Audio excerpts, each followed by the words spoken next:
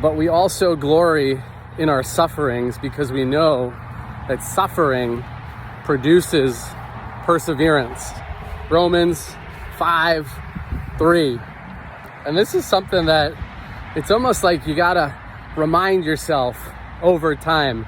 You know, there may be moments when we're in, call it a mental vortex or prison.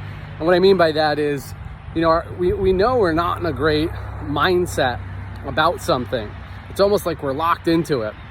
And we know it's not a godly mindset. And we know like there's suffering that's going on even inside of us. Just, you know, our experience of life is, this doesn't feel so good.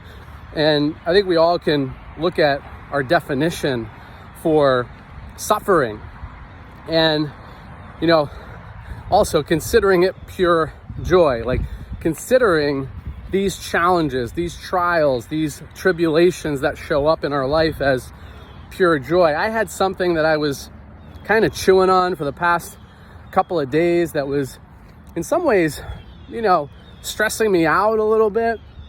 And then after a couple of developments and conversations, and then it was like Friday evening, and I said to myself, I said, what was all that all about? And looking back in the moments of it, it was incredibly trying and frustrating. And, you know, it's like you get into this downward mental spiral about some things. And then on the other side of it, you look back and you're like, why? Why was I so worked up about it? Why was I suffering, so to speak?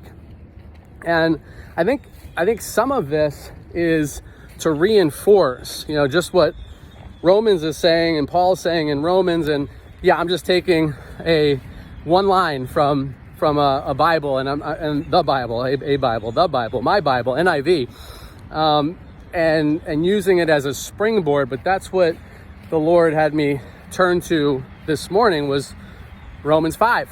And as I've been reflecting on some of the things of the past week, it spoke to me about the suffering that I was perceivably going through, and then the perseverance through it with faith, knowing that, you know, God was part of all of this, and there was something for me to learn, something for me to see, something for me to get out of it.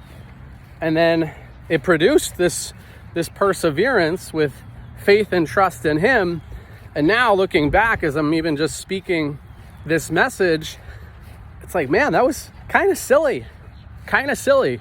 But sometimes we need those reminders of the challenges, reminders of how far we've come, what we've been through, so that we know what we're capable of moving forward. And so I think these times of trial, they position us for that strength in the future, that perseverance. And I'm still continuing to say, like, what is it like to be in pure joy inside of the trial, inside of the tribulation, inside of the suffering? Like, how can we create that as pure joy in our lives? That's the thought here today. Have a beautiful, blessed day. Talk soon.